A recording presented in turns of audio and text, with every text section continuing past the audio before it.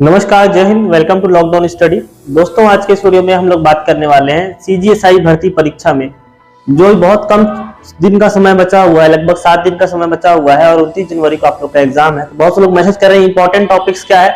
8 दिन में आपके 8 से अधिक विषय हैं, उनमें से कैसे पढ़ा जाए, कैसे छोड़ा जाए। तो जिन अभ्यर्थियों की तैयारी लगातार समय से अच्छी चल रही है, कोई भी दिक्कत नहीं है और घबराना नहीं है। बहुत आसानी से आप लोग प्री क्वालिफाइड कर जाएंगे और इसके नंबर भी नहीं जोड़ने वाले हैं। दूसरा आप लोग को बात करता हूं, यहाँ पर आप लोग देख पाएंगे कि 67,000 अभ्यर्थी ही इसमें शामिल होने वाले हैं और जो एग्जाम होने वाला है तो मतलब उसमें 975 पद हैं और इसका 20 गुना लिया जाएगा आपको मेंस के लिए। तो मतलब हर 3.5 या 3 विद्यार्थियों में से एक विद्यार्थी का सिलेक्शन होने वाला है। तो जो लोग थोड़ा बहुत भी अच्छे से तैयारी कर रहे हैं वो लोग का सिलेक्शन निश्चित हो जाएगा। आप लोग ये मान के चलिए, आप लोग अच्छा 5,000 8,000 के अंदर रैंक ला लेंगे छत्तीसगढ़ में तो आपका सिलेक्शन हो जाएगा। दूसरी बात करता हूं, आज का जो वीडियो है वो सिर्फ उन विद्यार्थियों के लिए है जो अभी तक कुछ नहीं पढ़े हैं तो अब क्या पढ़ें। ठीक है, 7 दिन में अब क्या पढ़ें। कुछ लोग विद्यार्थी ऐसे भी हो सकते हैं जो जब देखे हो कि एडमिट कार्ड आ गया या नोटिफिकेशन आ गया तो किताब खरीद के लेके आए होंगे एसआई के लिए कि हम लोग कुछ किताबें खरीद लेते हैं, उसमें से कुछ पढ़ेंगे तो क्या पता एग्जाम में कुछ आ जाएगा, है ना। सबसे पहले बात करता हूँ कि आप लोग करना क्या। तो एक बहुत मोटा मोटी फिर से आप लोग को बता देता हूँ कि आप लोग का 100 क्वेश्चन आने वाला है एग्जाम में। क्या है, एक क्वेश्चन की संख्या है और एक क्वेश्चन रहेगा 3 नंबर का, तो 300 अंक का आपका पेपर होने वाला है। ठीक है, तो ये 100 प्रश्न को बनाने के लिए जो आपका टाइम रहेगा वो आपको 2 घंटे का मिलेगा। 2 घंटे का समय रहेगा आपके पास। और यहाँ बहुत लोग बता दो जो निगेटिव माइनस मार्किंग है वो नहीं रहने वाली है। ठीक है, मतलब निगेटिव माइनस मार्किंग जो है वो अब नहीं रहेगी। तो अब 7 दिन में आप लोग क्या पढ़े और क्या छोड़े की बात करता हूँ। तो मेरे हिसाब से सबसे पहले आप जो सिलेबस देखेंगे तो इसमें एक छोटा सा चैप्टर है वो हिंदी का है। हालांकि वो छोटा नहीं है लेकिन आप हिंदी एक बार पढ़ लेंगे तो इसमें हिंदी में क्या होता है, 10 प्रश्न आपको आएंगे, यहाँ से 10 प्रश्न आएंगे तो कुल मिलाकर के 30 नंबर आपके यहाँ से हिंदी से पूछे जाने वाले हैं। तो हिंदी में कुछ टॉपिक ऐसे होते हैं जैसे कि तत्सम हो गया, तद्भव शब्द हो गया, पर्यायवाची हो गए, सब रटने के टॉपिक होते हैं। इनको अगर आप छोड़ भी देंगे तो कुछ समझने वाले टॉपिक भी होते हैं। संधि हो गया, उसको समझा जा सकता है, समास हो गया, सर्वनाम हो गया, ये सब चीज को समझने वाली बात है। तो आप लोग चाहेंगे तो अगर 4-5 घंटा भी हिंदी को लगातार बैठ के पढ़ देते हैं तो काफी अच्छा आप लोग कर सकते हैं। 10 में से आप 6-7 प्रश्न बना लेंगे तो बात हो जाएगी। ठीक है, दूसरा जो लोग बहुत ज्यादा परेशान है वो इंग्लिश पढ़े कि नहीं पढ़े, क्योंकि इंग्लिश पहले भी नहीं पढ़े और कंप्यूटर यहाँ से दोनों मिला के 5-5 नंबर के, तो यहाँ से आपको 10 नंबर मिलेगा और यहाँ से भी आपको 30 नंबर होने वाले हैं। तो मुझे लग रहा है अगर कोई नहीं पढ़ा है अब तक तो हिंदी और कंप्यूटर को पढ़ने की जरूरत नहीं है। लेकिन अगर किसी के पास समय मिलता है ये 7 दिन में तो प्रीवियस ईयर जो व्यापम में ऑब्जेक्टिव क्वेश्चन आए हुए हैं इंग्लिश के और कंप्यूटर के, तो ऑब्जेक्टिव क्वेश्चन आप लोग बना लेंगे वहां से। तो अगर आना होगा तो वहां से आ जाएगा। मैं ये जो वीडियो है वो किसके लिए बना रहा हूँ, जो अभी तक कुछ नहीं पढ़ा है और तैयारी स्टार्ट भी नहीं किया था उनके लिए है, क्योंकि समय बहुत कम मिला है। हमेशा लोग 20 से 25 दिन का समय मान के चलते हैं कि आप उनकी तैयारी कर लेंगे, एक बार रिवीजन कर लेंगे। बाकी जो लोग पहले से अच्छा पढ़ रहे हैं और लगातार अपनी तैयारी भी चल रही है, कुछ लोग के साथ तो फिजिकल की भी तैयारी चल रही है, उनके लिए वीडियो नहीं है ना। आगे मैं बात करता हूँ दोस्तों मैथ्स और रीजनिंग में क्या करना है। तो रीजनिंग में मैथ्स की पहले बात कर लेता हूँ। मैथ्स में बहुत सारे टॉपिक हैं और 10 क्वेश्चन यहाँ से आने वाले हैं, यहाँ से भी 30 नंबर का आएगा। मैथ्स में सभी टॉपिक को बना बना के प्रैक्टिस नहीं कर सकते, लेकिन कुछ टॉपिक ऐसे हैं जहां पर आप लोग शॉर्ट ट्रिक्स याद किए होंगे किसी टॉपिक्स की। जैसे कि प्रॉफिट लॉस आप यहाँ पे ले लेते हैं कि मैंने प्रॉफिट लॉस में बहुत सारे शॉर्ट ट्रिक्स याद करी हैं। या ट्रेन वाला है, टाइम एंड वर्क है, टाइम एंड डिस्टेंस ले लेता हूँ मैं, टाइम एंड डिस्टेंस का टॉपिक है। तो जिन जिन टॉपिकों में मैंने शॉर्ट ट्रिक याद किया है वो शॉर्ट ट्रिक को एक बार रिवाइज कर लेंगे। ठीक है, और जो एक क्षेत्रमिति वाला टॉपिक है, क्षेत्रफल निकालने वाला, क्षेत्रमिति या जिसको हम लोग कहते हैं मेंसुरेशन वाला टॉपिक है, जिसमें आपको वृत्त, ठीक है, और चतुर्भुज, त्रिभुज, घन, घनाभ, गोला, शंकु, ये सब जो चीजें होती हैं उनके फॉर्मूले पेपर में लिख के रख लेंगे। वो पेपर को पढ़ के चले जाएंगे तो क्षेत्रमिति से 2 से 3 प्रश्न आपको 10 में से देखने के लिए मिल जाएंगे जरूर यहाँ से। तो मैथ्स में आप लोग एक करें, जो शॉर्ट ट्रिक है उसको एक बार रिवीजन कर ले। और क्षेत्रमिति वाले टॉपिक है, किसी का आयतन कैसे निकालते हैं, क्षेत्रफल कैसे निकालते हैं, भुजा कैसे निकालते हैं, कोण कैसे निकालते हैं, तो वहां से क्या कहते हैं आप एक टेबल में बना करके सभी का फॉर्मूला लिख लीजिए, उसको पढ़ लेंगे तो यहाँ से काम हो जाएगा। ठीक है, रीजनिंग में भी बिल्कुल आपको यही फॉर्मूला अपनाना है। रीजनिंग में अगर रीजनिंग बना बना के देखेंगे तो ये बात नहीं बनेगी यहाँ पर, है ना। बहुत सारे टॉपिक को आप नहीं बना सकते हैं, लेकिन जिन टॉपिक में कुछ कैलकुलेशन होते हैं, जैसे कि पासा का टॉपिक हो गया, उसको आप समझ सकते हैं। कैलेंडर के टॉपिक में अगर आप लोगों ने कुछ कोड वगैरह याद किया तो कैलेंडर के टॉपिक को देख सकते हैं। अगर घड़ी का टॉपिक है वॉच वाला, ठीक है, तो वॉच के अगर में कुछ ऐसी चीजें हैं जो कुछ याद करनी पड़ती है, एग्जाम के पहले देखना पड़ता है, रिवीजन करना पड़ता है, तो सिर्फ उतनी ही चीज को एक पेपर में लिख लेंगे और एक बार देख लेंगे एग्जाम से पहले, जाने से पहले। ठीक है, वहां पे क्या होगा, वहां पर रिवीजन हो जाएगा। और कुछ ऐसी चीजें इसमें होती है कि नंबर सीरीज हो गया, A Z वाला हो गया, या 2 4 6 8 ऐसे जो नंबरिंग सीरीज वगैरह चलती है तो आपको वहीं पर बनेगी, ठीक है। एग्जाम में रहेंगे तो वहीं पर रीजनिंग के सवाल आप लोग से बनेंगे। तो मैं क्या बता रहा हूँ, हिंदी, इंग्लिश, कंप्यूटर, इसमें केवल ऑब्जेक्टिव आप लगा लेंगे। अगर एमसीक्यूज भी लगा लेते हैं कुछ समय बैठ करके, एक घंटा भी लगा लेते हैं, हो सकता है यहाँ से क्वेश्चन आ जाए। मैथ से पूरा प्रैक्टिस आप लोग नहीं कर पाएंगे, इसके फॉर्मूले लिख लीजिए और शॉर्ट ट्रिक देख लीजिए, ठीक है। अगला जो पांचवा हमारा जो बड़ा टॉपिक है वो है छत्तीसगढ़ का। मतलब हम लोग सबसे छोटा टॉपिक पहले कवर कर रहे हैं, फिर उससे बड़ा, उससे बड़ा, उससे बड़ा। अब जो है सीजी का जीएस की बात करता हूँ, सीजी का जीएस। अब छत्तीसगढ़ का जो जीएस है इसके 25 क्वेश्चन आने वाले हैं आपके, ठीक है, करंट अफेयर मिला करके। तो ये 75 नंबर का आपके लिए रहने वाला है, तो बहुत ही इंपॉर्टेंट है ये 75 नंबर आपके लिए। अब छत्तीसगढ़ का जो जीएस है वो छोटा मोटा छत्तीसगढ़ नहीं रह गया है कि पहले छोटा सा पढ़ लेते वो आया था। आज के छत्तीसगढ़ इंडिया के बराबर हो चुका है, ठीक है। पढ़ने में अगर जाएंगे आप तो छत्तीसगढ़ का जो जीएस है वो इंडिया के जीएस के लगभग बराबर हो चुका है, थोड़ा बहुत डिफरेंस हो सकता है। तो सबसे पहले अगर आप इसमें कुछ टॉपिक आप मेरे से पूछेंगे कि सर इंपॉर्टेंट टॉपिक्स क्या छत्तीसगढ़ के जीएस में, छत्तीसगढ़ के जीएस में पहले आप लोग भूगोल पढ़ लेंगे। छत्तीसगढ़ क्या पढ़ लेंगे? भूगोल। अब भूगोल में क्या क्या आता है? भूगोल में पहले तो सबसे पहले भूगोल से पढ़ने के पहले जैसे कोई हरिराम पटेल की बुक रखें तो सामने के 3-4 पेज में सामान्य जानकारी दी जाती है ना। छत्तीसगढ़ में प्रथम कौन है, द्वितीय कौन है, छत्तीसगढ़ का मंगल पांडे किसे कहते हैं, छत्तीसगढ़ की प्रथम नदी कौन सी, सबसे बड़ी नदी कौन सी है, प्रथम अखबार कौन सा यहाँ पर आया था। तो जो सामान्य जानकारी, यहाँ पे लोकसभा की सीटें कितनी है, यहाँ पे जो नए जिले बने हैं उनके बारे में क्या विशेष है, सबसे पहले सामान्य जानकारी पढ़ लेंगे 3-4 पेज स्टार्टिंग का। उसके बाद भूगोल पढ़ लेंगे। भूगोल में पाट प्रदेश से स्टार्ट करके सबसे ऊंचा पहाड़ कौन सा है, चोटी कौन सा है, उसके बाद नदियां कौन सी हैं, झरने कौन सी हैं, बहुउद्देशीय परियोजनाएं कितनी हैं और अभ्यारण्य वगैरह चीजें हैं। तो भूगोल को पहले पढ़ लेंगे, ठीक है। ऐसा नहीं है कि जितना मैं बता रहा हूँ उतना ही चीजें पढ़ना है, ये सिर्फ 7 दिन का मैं बता रहा हूँ कि 7 दिन में आप लोग क्या क्या पढ़ सकते हैं। भूगोल पढ़ने के बाद जो जनजाति है छत्तीसगढ़ की, वहां से निश्चित तौर पर यहाँ से क्वेश्चन आते हैं। और जो 7 विशेष पिछड़ी जनजाति है, ठीक है, जो विशेष 7 पिछड़ी जनजाति है उनके कार्य क्या है, घोटू वगैरह क्या है, सारी चीजें जो होती हैं वहां से आप लोग जनजाति को 7 पढ़ लेंगे। बाकी समय मिलेगा तो और बाकी जो जनजाति है उनको ही पढ़ लेना है, ठीक है।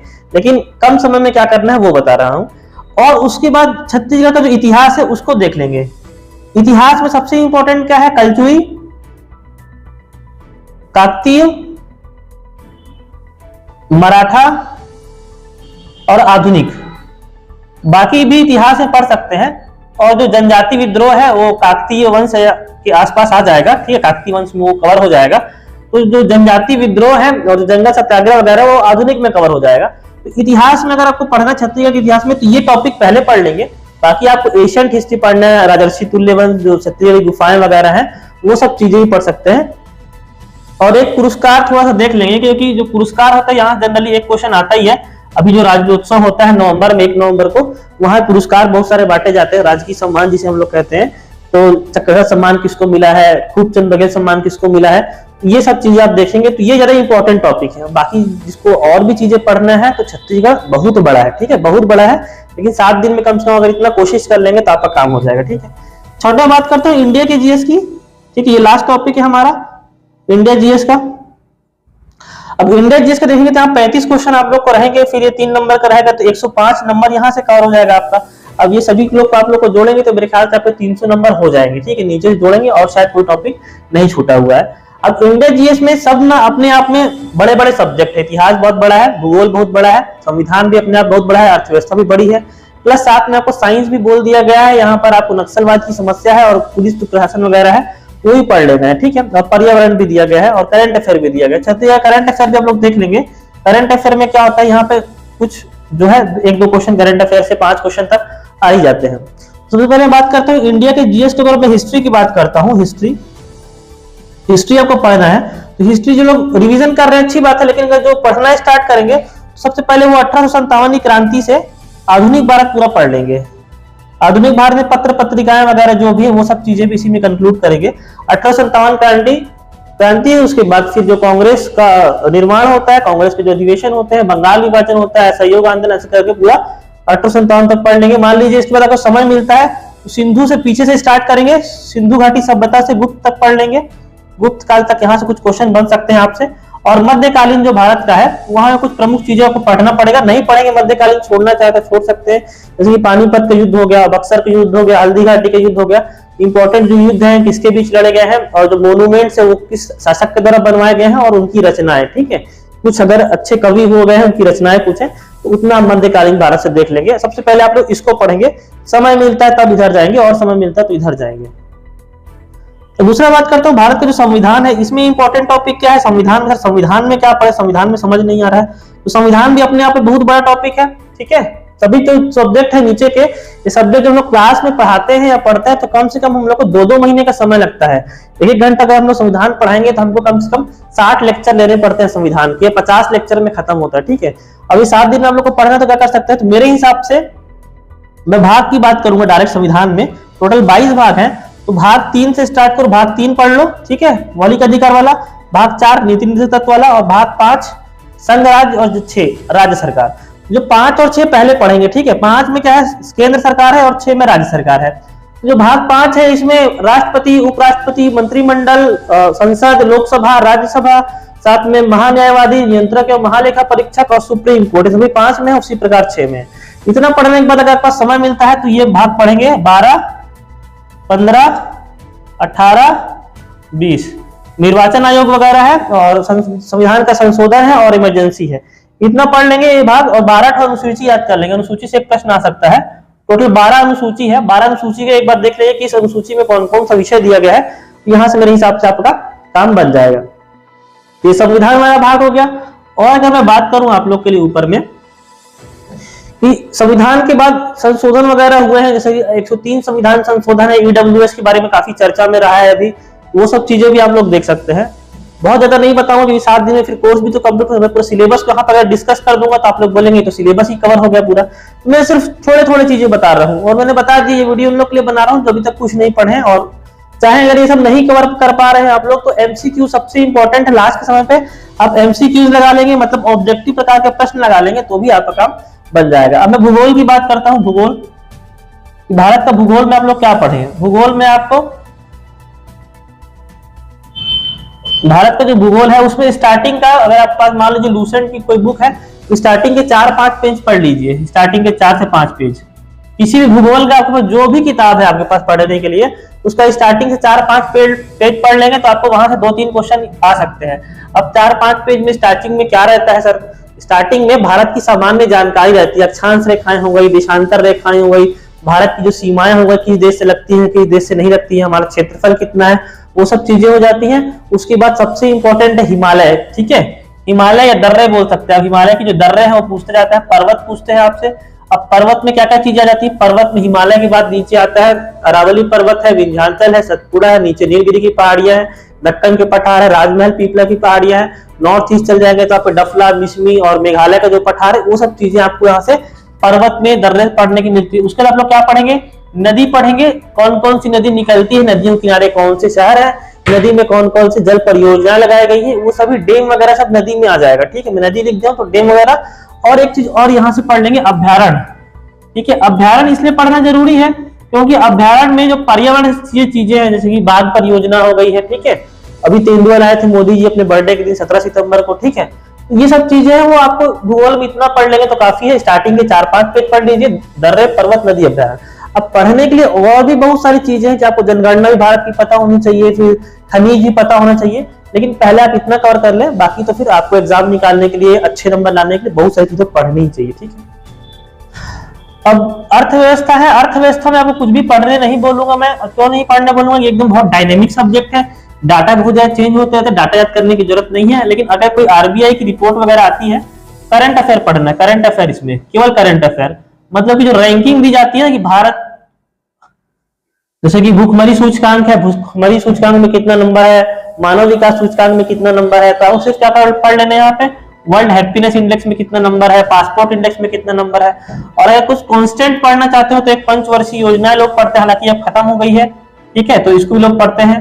एक नीति आयोग को लोग पढ़ते हैं, नीति आयोग को, एक आरबीआई को पढ़ा जाता है, ठीक है, आरबीआई की जो मौद्रिक पॉलिसी वगैरह होती है। बेरोजगारी वगैरह तो पुरानी सब्जेक्ट हो गए हैं, लेकिन पूछ जाता है, बेरोजगारी हो गई, वो सब चीजें पूछी जाती है, लेकिन रैंकिंग पढ़ लेंगे तो भी आपका अर्थव्यवस्था में काम चल जाएगा, ठीक है। उसके बाद आपको एक साइंस का सब्जेक्ट है, साइंस में फिजिक्स, केमिस्ट्री, बायो और इन्वायरमेंट वगैरह था, तो इसे आप एमसीक्यूज लगा लीजिए। और बहुत बार जो टॉपिक है वो एमसीक्यू से कवर हो जाता है, जैसे कि पूछता है कि जैसे बायो वाला चैप्टर है तो उसमें विटामिन और होने वाली जो बीमारियां होती हैं बार बार पूछा जाता है साइंस में बायो के चैप्टर से। मस्तिष्क के बारे में प्रमस्तिष्क है, अग्र मस्तिष्क है, ठीक है, हाइपोथैलेमस वगैरह, वो बार बार चीजें यहाँ से पूछी जाती हैं। केमिस्ट्री में आवर्त सारणी से क्वेश्चन आ सकते हैं। फिजिक्स में जैसे कि सबसे अच्छी क्वालिटी कोयला कौन सा होता है, लोहा वगैरह होता है। फिजिक्स में आपको ट्रांजिस्टर रजिस्टर वगैरह चीजें पूछी जाती हैं। तो साइंस के आप एमसीक्यू लगा लीजिए, साइंस में बहुत ज्यादा समय नहीं बचा हुआ है। और दो चीजें और बचाती है, एक नक्सलवाद की समस्या, ठीक है, ये शायद छत्तीसगढ़ वाले एरिया में भी हो सकता है, ये क्वेश्चन में मैं आप लोग देख लीजिए एक बार। नक्सलवाद के लिए मैंने दो अलग से वीडियो बना दिए हैं और एक पर्यावरण का टॉपिक हो गया। इसका टॉपिक हो गया पर्यावरण का। तो अभ्यारण्य वाले टॉपिक में थोड़ा सा पर्यावरण कवर हो जाएगा, हालांकि मैंने पर्यावरण के लिए 2-3 वीडियो बना दिए हैं। इसमें आपको पढ़ना है बायोडायवर्सिटी, अच्छे से पढ़ना है, ठीक है, बायोडायवर्सिटी आप लोग पढ़ लेंगे और प्रदूषण पढ़ लेंगे, क्योंकि प्रदूषण वाला जो टॉपिक है ना, और किस किस प्रदूषण से कौन कौन से रोग होते हैं, इटाई रोग किससे होता है, ठीक है, वो सब आप लोग पढ़ लेंगे। मिनीमाता रोग पारे से होता है, कैसे कैसे होता है, और जो भूमिगत जल होता है जैसे वो आर्सेनिक के कारण भूमिगत जल जो है प्रदूषित हो जाता है, तो ये सब चीजें क्या पढ़ लेंगे, प्रदूषण में पढ़ लेंगे। तो यहाँ से आप इतना अगर चीजें पढ़ लेते हैं 7-8 दिन में, 8-8 घंटा स्टडी दे करके अपने आप को टाइम दे करके, क्योंकि कुछ कुछ चीजें जो होती है ना बहुत आसान लगती है लेकिन होती नहीं है, ठीक है। जैसे कि आप लोग एसपी का पोस्ट देखेंगे तो एसपी का पोस्ट हर जिले में रहता है, इसमें बहुत कठिनाई होती है। और कांस्टेबल के पोस्ट क्या होते हैं, बहुत सारे आते हैं, सीएफडीए के बहुत सारे पद आते हैं, तो 2000 से ऊपर हो सकता है पद आते रहते हैं जनरली, तो वो थोड़ा सा आसान होते हैं। लेकिन जो एसआई है ना वो एक बीच का पद है, क्योंकि एसआई से ऊपर भी डीएसपी की पोस्टिंग होती है और एसपी ऊपर से लेके आते हैं, नीचे कांस्टेबल रहता है, ठीक है। ये जो बीच का पद है, तो बीच का जो पद रहता है उसमें आपको थोड़ा सा अच्छा स्टडी करना पड़ता है, थोड़ा सा अच्छा मेहनत करना पड़ता है। लेकिन अभी तक जो 4 साल के बाद एग्जाम हो रहा है तो बहुत लोग की अच्छी तैयारी हो गई है, कुछ लोग की तैयारी नहीं हुई है।